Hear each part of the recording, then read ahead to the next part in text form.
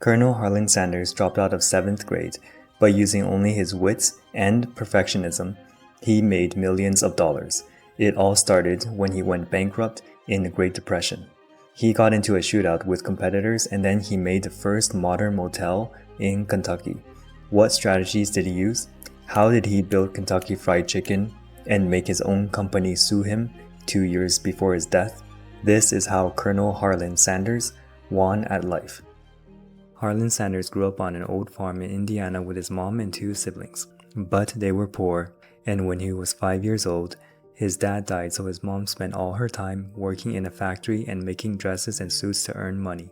At 10 years old, Harland got his first job clearing land to help his mom with finances, but instead of chopping down bushes, he watched the birds and squirrels every day. His boss said, "1 whole month and that's all you got done? Go home, I don't need you no more."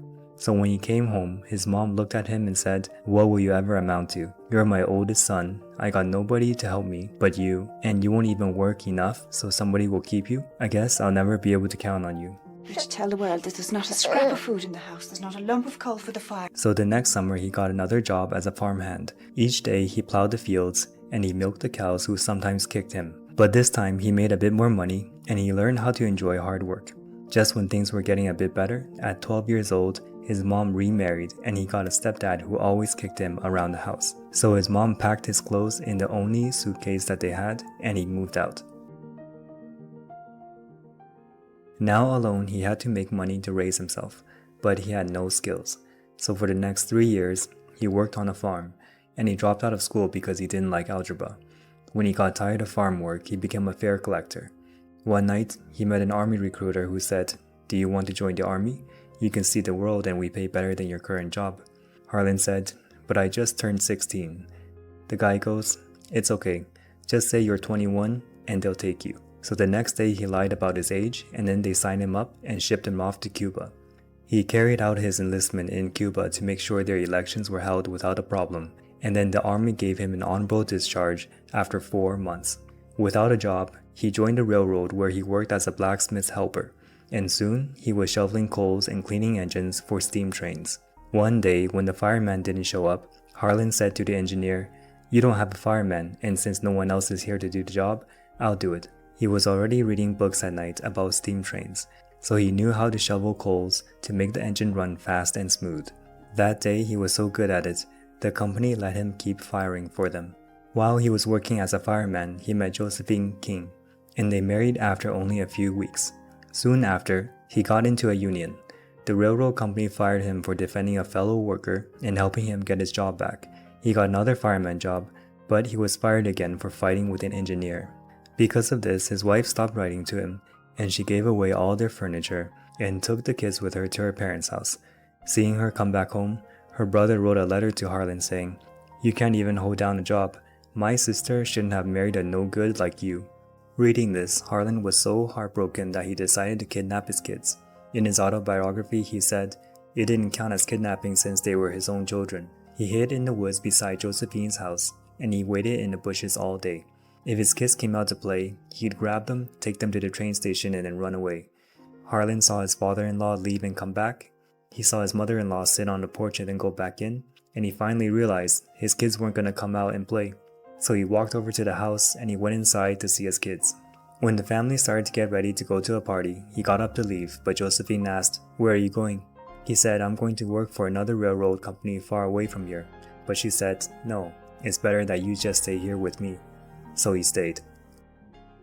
Around this time, he started working as a lawyer, but one day his client punched him in the head when they were in the courtroom. He grabbed a chair and was about to lay into him, but 5 sheriffs grabbed him and arrested him. Meanwhile, he saw his cousins work white-collar jobs, so he thought, whatever they could do, I can do it too. So he borrowed a suit from his cousin and got a job selling insurance. But he didn't know he inherited the worst territory in the country, where the last 5 salesmen left before the year was up. But that didn't stop him. He knocked on people's doors as early as he could and kept knocking until he couldn't see the light inside their houses. Since there was a kids policy that everyone could afford, he forged the applications of 150 kids policies and handed them out to each family. And in 13 months, he was one of the best salesmen in the office and the company promoted him. The company was thrilled. But when they told him to hand in all the money he got, Harland said no. He thought they weren't going to pay him all the money that he earned, so he took his commissions from the insurance policies he sold and he gave him the rest. Well, after that, the company fired him. But seeing how he could sell, he got another insurance job and he made enough money to start a ferry boat company, which he sold for a small fortune. And using the money he made from that sale, he started a farmlight manufacturing company, but then competition bankrupted him. And after the bankruptcy, he sold tires for Michelin for a year and a half until the bridge in front of his house collapsed and he fell 42 feet. Well, the company laid him off shortly after, but it was a blessing in disguise. While hitchhiking to find a job, he met a manager for Standard Oil who gave him a ride. The man said, "How'd you like to run a service station?"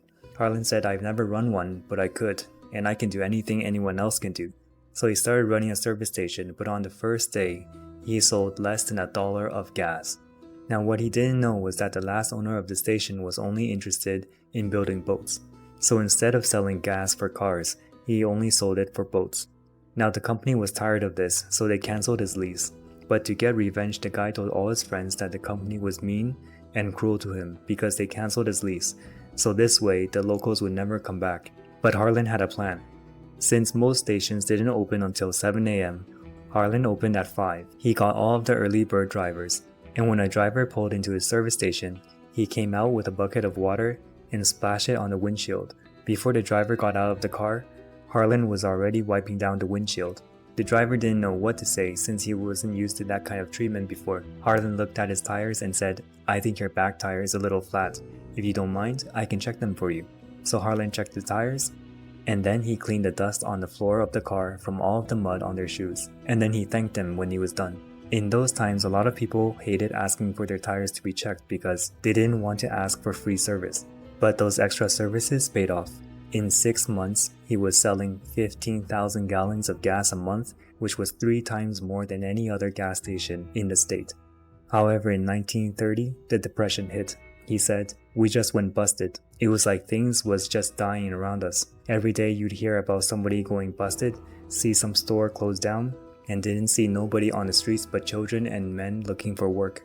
He sold his station at half the cost just to cover expenses. But he wouldn't let it end there. He was broke again, but this time he had 5 mouths to feed during the Great Depression. Fortunately, Shell Oil Company heard of how he sold more gas than anyone else in the countryside, so they built him a new gas station where his family lived rent-free. The first thing he did when he moved there was get advertising by painting all of the barns in 100 miles of the town, and it said, "Sanders Service Station." And every time he painted a new sign, he got more drivers stopping for gas.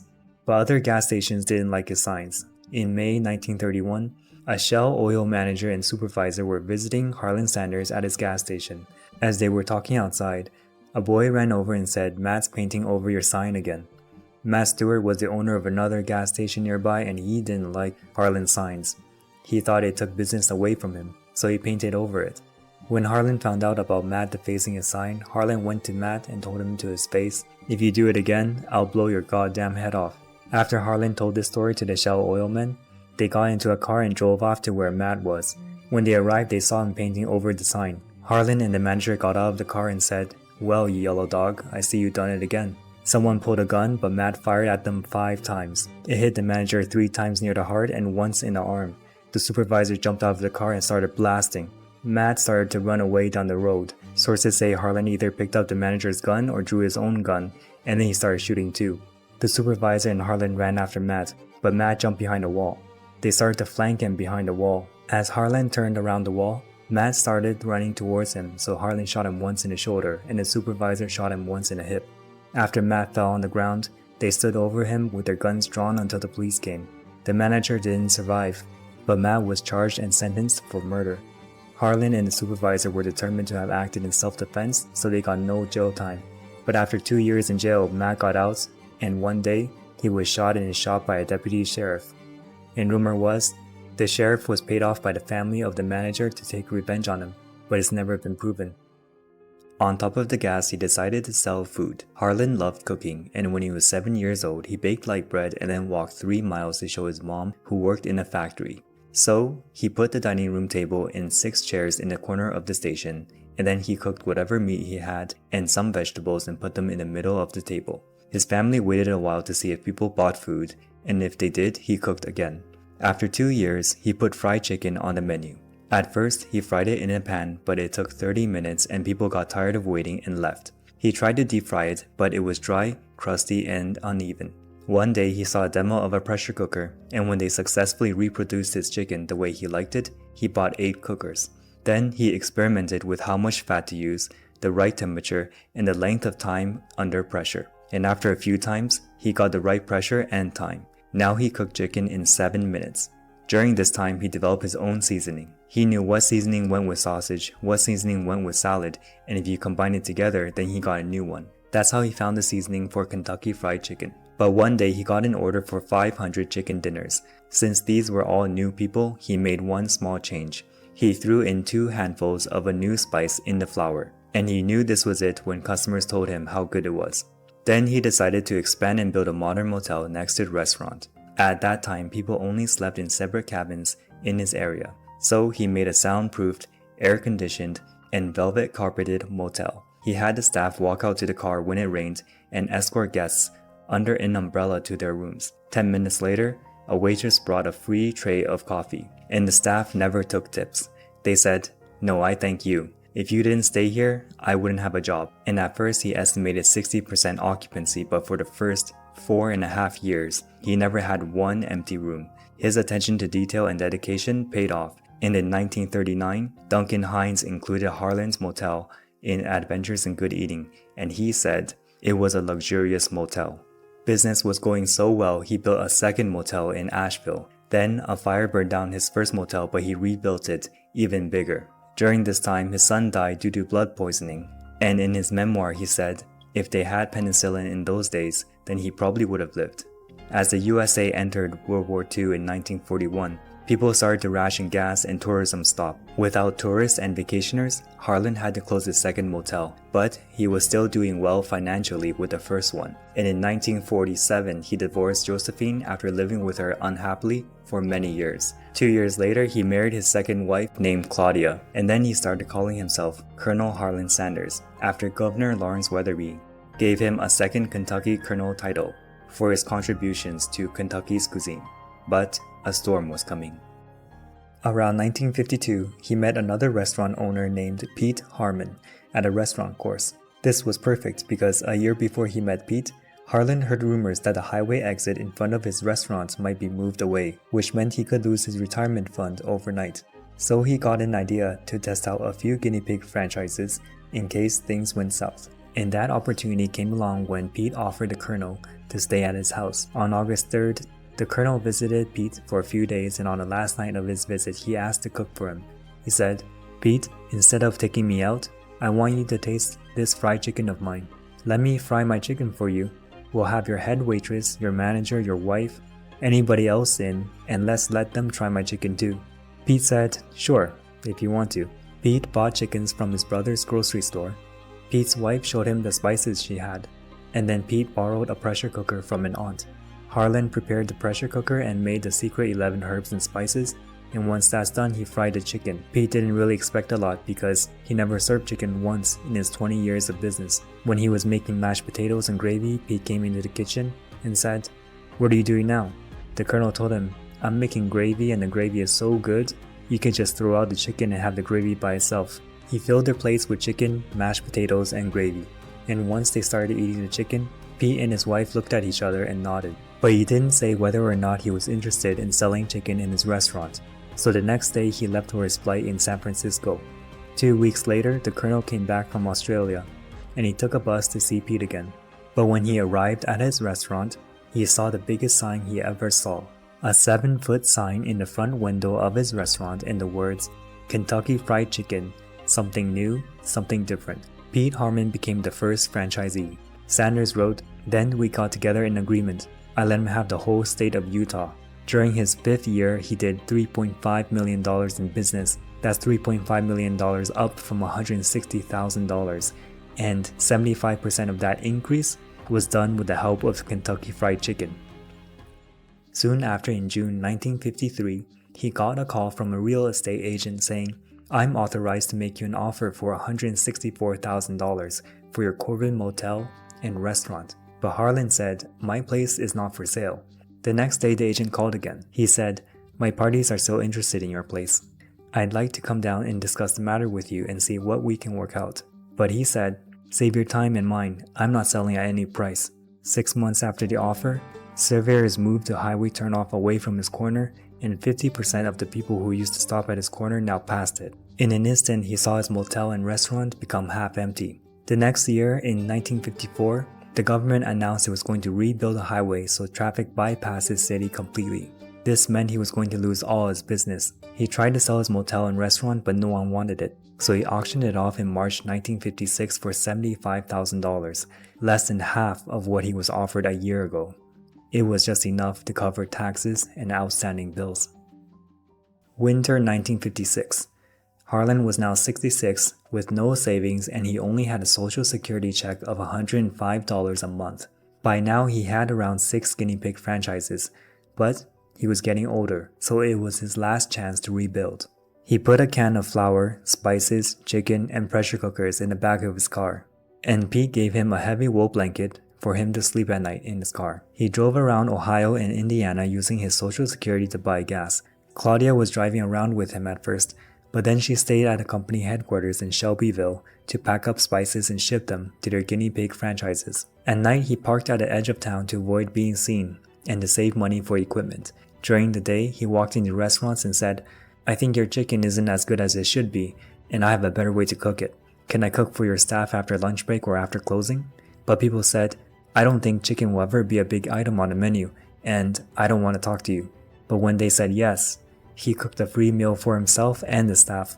And if the staff and chef liked the chicken, then usually he got to talk to the manager or the owner. He said, I know of a special way to cut a chicken up to serve 3 meals, and you only need to pay 5 cents per chicken. Here are the pictures of Pete's restaurant. See how there are long lines with customers? And here are the numbers that prove how much business that location did and how much of it was from chicken. No sign-up fee or contract required, we just shake on it. But owners still said no, and in big hotel restaurants they threw him out of the back door instead of the front door. His conviction that his food was good and it would be good for the restaurant owner and the people who ate it was what kept him going. One day he walked into a restaurant called Hobby House. He talked to the owners, the Claus family, and the head cook, Dave Thomas, about cooking and selling his chicken. They said, we're not interested, but Harland persisted. He said, how about I stay and cook my chicken for you, and we can see if you like it or not. So he stayed and he cooked. And when they tasted it, they loved it. The Clauses were so impressed, they agreed to sign up Hobby House, and it was a big win. 2 years later, in 1958, several dozen restaurants in the Midwest, including the Claus family, were advertising Kentucky Fried Chicken. Then it grew to 200 locations in 1960, and then to 600 locations by 1963, where Colonel Sanders made $300,000 before tax. Shortly after, he met John Brown Jr., and together with a financier named Jack Massey, they tried to persuade the Colonel to sell the business. They said he was getting too old to keep up with how fast the business was expanding. He didn't have a successor in case he died, and the company he built would be torn apart if people started fighting over it. Not only that, the Colonel worked all his life so he should enjoy his retirement. Not sure what to do, the Colonel went to talk to Pete Harmon and a few other franchisees, and he asked them what they thought. Surprisingly, mostly everyone said it was a good idea. Then, John Brown promised that he'd make sure to always have strict quality control and no one would ever change the recipe. Finally, in 1964, at 74 years old, he sat down at breakfast with John Brown, Jack Massey, and Pete Harmon to sign a contract on a yellow legal pad for $2 million, plus a yearly salary of $40,000 to be the spokesperson and the face of the company. From that day on, the Colonel never worried about money ever again. 7 years after the Colonel sold the company, John Brown and Jack Massey sold it to another company for $285 million. And after that, in October 1975, there was an article in the Louisville Courier-Journal where the Colonel said, the gravy is horrible and tastes like wallpaper. The crispy fried chicken recipe is nothing but a damn fried dough ball stuck on some chicken. But the head of public relations of the company said, We just grin and bear it because we can't stop him as he's more famous than the President of the United States. One company executive said, "If you were a franchisee turning out perfect gravy but making very little money for the company, and I was a franchisee making lots of money for the company but serving gravy that was merely excellent, the Colonel would think that you were great and I was a bum. With the Colonel, it isn't money that counts, it's artistic talent." By 1978, the company was tired of the public criticisms, so they sued the Colonel for libel. But the court ruled that the Colonel's actions were only his opinion, and after that he continued to criticize the food publicly. Plus, he made surprise inspections to franchises up until 1979, where he tasted the food and pushed it on the floor if he didn't like it. The next year, on December 16, 1980, the Colonel died at 90 due to leukemia. Ever since he was fired from his first job, he remembered that the only way he could get work and hang on to it was by giving the best effort he had. Now, did you know that a year after he got 200 franchises, he went to a breakfast with his wife Claudia. When he asked for scrambled eggs, he received runny eggs on the inside, and after sending it back to the kitchen, he stabbed it with a fork to confirm they were indeed still runny. He took the plate of eggs, went back to the kitchen, and said to the cook, "Are you the son of a bitch who made these eggs?" And then he threw the plate of eggs in his face. The chef was so offended he grabbed a kitchen knife and charged at him, but the Colonel grabbed a stool to fend off the chef while backing away into the dining room. And they backed into the room in full view of the customers, where the manager and Claudia had to separate them. And after that incident, he promised to eat food the way it was served to him. And remember Dave Thomas? As the Claus family operated those KFC locations, Dave, who had trouble raising a family on his cook's wages, started to give suggestions like the red and white striped bucket and the spinning bucket sign. He even suggested the Colonel appear in his own commercials, and those suggestions brought in even more customers. "I'm Colonel Harland Sanders, and I'd like to tell you a little bit about my Kentucky Fried Chicken." So the Claus family asked him to go boost their 4 other KFC locations. About 10 years after he first met Colonel Harland Sanders, he sold his shares in those KFC locations back to the Colonel for $1.5 million, and he used that money to start the very first Wendy's, which he named after his daughter Melinda, who couldn't pronounce her name and said Wenda.